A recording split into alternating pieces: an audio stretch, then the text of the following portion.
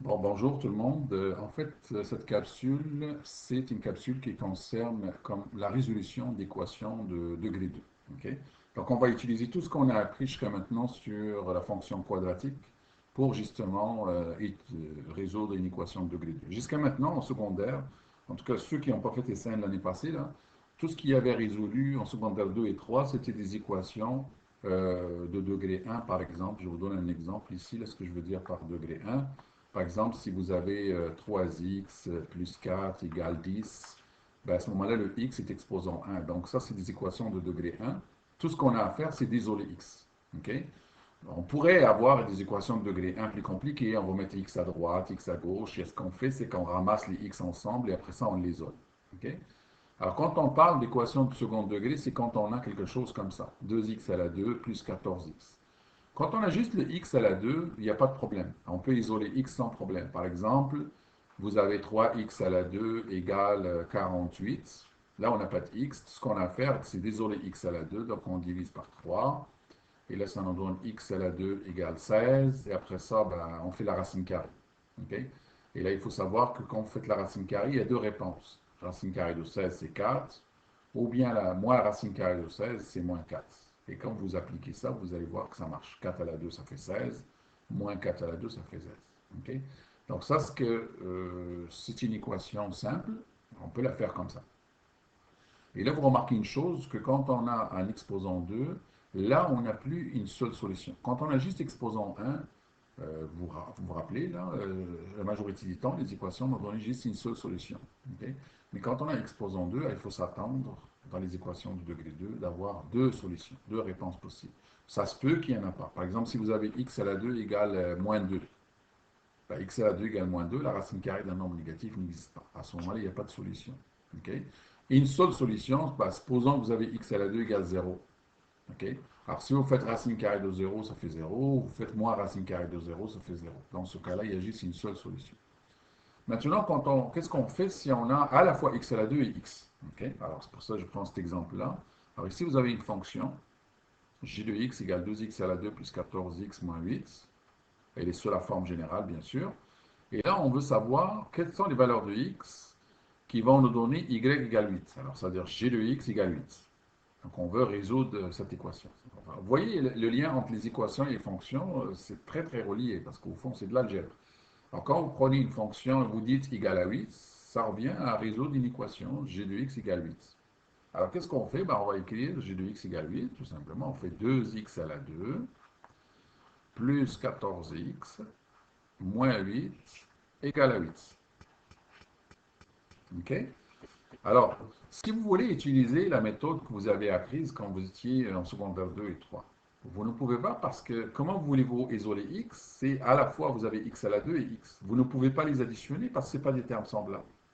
Okay. Donc à ce moment-là, la méthode d'isoler x, ça ne marche plus là. Alors ce qu'on va faire, c'est sûr que moi dans ce document-là, j'avais écrit la méthode de factorisation. Mais puisqu'on n'a pas le temps, je vais utiliser ce qu'on a appris dans les capsules précédentes pour résoudre cette équation. Alors, ce qu'on va commencer, c'est de dire, je prends la constante que j'ai là et je vais la ramener de l'autre côté. Donc, ça va me donner 2x à la 2 plus 14x. Ça, c'est la méthode sans la formule, hein, parce qu'il y a une méthode avec la formule. Mais c'est bon de savoir celle-là aussi. Voilà, quand on fait de l'algèbre, il ne faut pas juste apprendre des formules. Alors, 8 plus 8, ça fait 16. OK? Après ça, on va se débarrasser de ce 2-là. Donc, on va diviser par 2. Le tout ici, on va diviser par 2 et on va diviser par 2 de l'autre côté. Si ça nous donne un nombre fixe, c'est correct. Si ça nous donne un nombre à virgule, ben on le fait quand même. Pourquoi? Parce que je voudrais, c'est-à-dire je veux avoir juste x à la 2 pour commencer ici. Au lieu d'avoir 2x à la 2, j'ai 2x à la 2 plus 7x, parce que 14x divisé par 2, ça fait 7x. Et l'autre côté, ben, j'ai 16 divisé par 2, ça fait 8. Et là, j'ai ces deux termes-là. Ce que je vais faire, c'est que je vais fabriquer un carré. Okay. Donc, je vais fabriquer un carré. Alors, le carré, c'est quoi? C'est a à la 2. Vous vous rappelez, on l'a utilisé cette notion-là quand on a voulu transformer la forme générale en forme canonique. Là. On va utiliser la même méthode. Alors, a à la 2 plus 2ab plus b à la 2. C'est ça un carré. Alors, ici, j'ai mon a à la 2, c'est x à la 2. plus 2AB, ça veut dire 2 fois x, parce que ce qui joue le rôle de A, c'est x, fois quoi qui me donne 7. Ben alors, ce qu'on fait, on fait 7 divisé par 2. Alors, si vous voulez savoir quel est le nombre que je multiplie par 2 qui me donne 7, tout ce que j'ai à faire, c'est de prendre ce nombre-là et de le diviser par 2, ce qui donne 3,5. Alors, ça, c'est mon B. Alors, ça joue le rôle de mon B, ça, c'est le rôle de mon A, et ça, c'est mon A à la 2. Alors, si je veux fabriquer un carré, ben, il faut que je rajoute un B à la 2. Alors, vous allez me dire, c'était pas là, mais c'est pas grave. En mathématiques, j'ai le droit de rajouter quelque chose tant que je l'enlève ou je fais quelque chose d'autre. Vous allez voir. Alors, je peux rajouter 7 demi à la 2. Et là, vous voyez ici, vous avez égal. Vous avez un 8 ici. Et là, j'ai juste à le rajouter de l'autre côté aussi. Ça, on a le droit de faire ça aussi. Donc, vous voyez ici, j'ai rajouté 7 demi à la 2 à gauche. J'ai rajouté 7 demi à la 2 à droite. Quand on a fait la forme canonique précédemment, on l'a rajouté et on l'a enlevé. Parce qu'on est resté du même côté. Okay? Parce que si vous enlevez ici moins 7 demi à la 2, c'est comme si vous le rajoutez de l'autre côté. Le même principe. Alors là, vous avez votre carré ici. Ça, c'est votre carré, ce qui représente x plus 7 demi, parenthèse à la 2. Et l'autre côté, vous avez 8 plus 7 demi à la 2. Vous faites le calcul, hein, c'est pas compliqué. 7 demi, 3,5 à la 2. Alors, ça me donne ici 20,25. 20,25. Et là, vous voyez ici ce qui arrive, c'est que vous n'avez plus x à la 2 et x. Vous avez une quantité en parenthèse à la 2. Et là, pour isoler cette quantité en parenthèse, c'est facile. Tu as juste à faire la racine carrée de ce qui est à droite. Okay? Alors, ça donne x plus 7 demi est égal à la racine carrée de 20,25. Ou bien, x plus 7 demi est égal à moins la racine carrée de 20,25. Donc, voilà. Je continue ici en bas. Après ça, je l'efface là. Donc, ça fait x égale. Ben là, je calcule la racine carrée de 0,25. Après ça, j'enlève 3,5. 7 demi, c'est 3,5. Donc, ça me donne x égale. Donc, ici, ça me donne x égale 1 ou x égale moins 8. X égale moins 8. Voilà les deux solutions dont je vous ai parlé. Maintenant, comment on peut voir ces deux solutions-là graphiquement? Okay? C'est important de voir le lien avec le graphique. Alors ici, vous avez une fonction quadratique. Donc le a est positif, ça veut dire que ça va vers le haut. Okay? Donc ça, c'est une fonction qui va vers le haut, comme ça. Le sommet, bon, il est quelque part. Si on veut le trouver, on a juste à utiliser les formules que je vous ai données précédemment. Alors, qu'est-ce qu'on cherche? On cherche quand est-ce que ça égale à 8. Alors, égal à 8, disons, c'est 8, c'est ici quelque part. Donc ça, c'est y égale 8. Alors, ce qu'on a trouvé, c'est le deux points de rencontre. On a trouvé l'endroit où ce que la droite y égale 8 rencontre la fonction quadratique. Et l'endroit où ce qui se rencontre, ça c'est le x. X égale 1, x égale moins 8. Donc le premier c'est moins 8. C'est sûr que moins 8 c'est le plus petit. Et ici c'est x égale 1. Maintenant, si jamais vous voulez trouver les coordonnées de ces points-là, vous avez juste à rajouter le y. Mais le y, vous l'avez déjà ici, c'est 8. Dans ce cas-là, c'est pas compliqué. Tu n'as pas besoin de remplacer dans la fonction quadratique, c'est trop compliqué pour rien.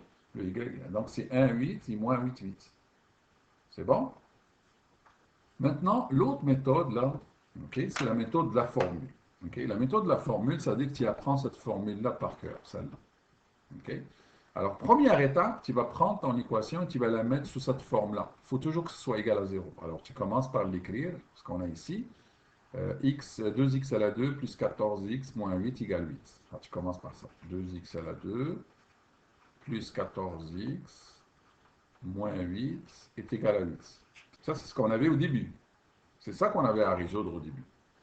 Donc, ce que tu fais, cette fois-là, au lieu de ramener moins 8 de l'autre côté, comme on avait dans la méthode précédente, on va ramener ce 8 là, qui est vers la gauche, et égal à 0. En fait, ce qu'on veut, on veut égal à 0 à droite. Alors, ça fait 2x à la 2 plus 14x moins 16 égale à 0. Et là, avec ce que tu vas toujours trouver quand tu vas avoir une équation de degré 2, tu vas avoir un terme à la 2, x à la 2. Alors, le nombre qui est ici, c'est important. C'est lui qu'on appelle A. Ce nombre-là ici avec le x, on l'appelle b, et ce nombre-là, on l'appelle c. Et c'est dans la formule que vous avez là, ici, là. C'est ça le a et le b, le c que vous voyez là. Donc la première étape, tu vas calculer cette quantité-là qui est en dessous de la racine carrée dans la formule. Cette quantité-là, on l'appelle souvent delta. Ça fait b au carré moins 4ac. Alors, b au carré, ça veut dire quoi? 14 au carré, parce que b égale 14, moins 4 fois a, le a c'est 2, fois c c'est moins 16. Il faut vraiment tenir compte de négatif, hein, parce que c c'est pas 16, sinon on aurait ici plus 16, c'est moins 16. Alors ça donne quoi? Donc ici, j'ai obtenu 324. Maintenant, une information importante par rapport à ce delta-là.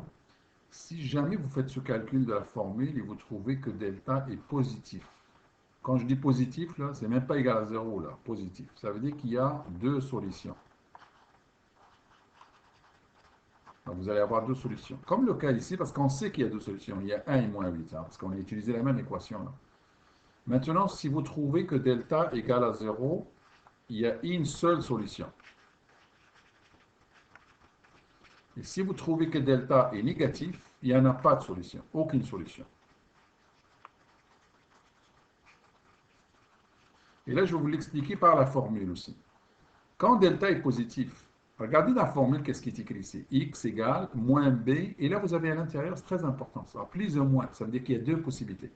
Tu dois rajouter plus la racine carrée de cette quantité, ou moins la racine carrée de cette quantité. Si delta est négatif, ben, la racine carrée n'existe pas, parce que la racine carrée d'un négatif est impossible, ce qui fait qu'il n'y a pas de solution. C'est pour ça qu'il n'y a pas de solution. Si delta est positif, ok, que tu fasses la plus racine carrée de quelque chose ou moins la racine carrée de quelque chose, ce n'est pas la même chose. C'est-à-dire qu'il y a deux solutions. Mais quand delta va égaler 0, que tu fasses plus racine carrée de 0 que moins racine carrée de 0, ça va te donner la même réponse. Alors c'est pour ça qu'il y a une seule solution. OK? Là, on va calculer maintenant à l'aide de la formule. Donc la formule nous dit, pour trouver les valeurs de x, donc le premier x, on l'appelle toujours x1, voilà, moins b. Alors c'est quoi le b? Le b égale 14, rappelez-vous ici, là. OK? Alors, vous devez utiliser le A et le B, le C quand vous mettez égal à 0. C'est très important. Donc, moins B, ça veut dire moins 14. Plus, on va commencer par le plus, racine carrée de 324. Parce que delta égale 324. Divisé par 2 fois A. 2 fois A, c'est 2 fois 2. Et là, vous faites le calcul de cette formule-là correctement. Donc, ce calcul-là me donne 1. Alors ça, vous vous rappelez, tantôt, on avait trouvé un nombre, une solution est égale à 1. Okay. L'autre solution, x2, égale moins 14, moins racine carrée de 324, divisé par 2 fois a, c'est-à-dire 2 fois 2, et ça égale quoi? Et ça donne moins 8. Voilà. Alors ça, c'est les deux solutions qu'on a obtenues à l'aide de l'autre méthode. On avait obtenu 1 et moins 8. Alors ici, c'est la formule. Alors voilà, c'est comme ça qu'on résout les équations de degré 2. Vous allez avoir besoin de ça, surtout pour la capsule numéro 3, je pense, pour les paraboles. En fait, dans cette capsule-là, c'est de trouver les points de rencontre entre, par exemple, une parabole et une droite, supposons. C'est ce que vous avez cette année-là, ok? Parabole et une droite. Alors, pour trouver le point de rencontre d'une parabole et une droite, je vous explique comment démarrer la chose, mais au bout de ce raisonnement-là, vous allez avoir une équation de degré 2 à résoudre. C'est bon? Bon, ben, bonne pratique. Au revoir.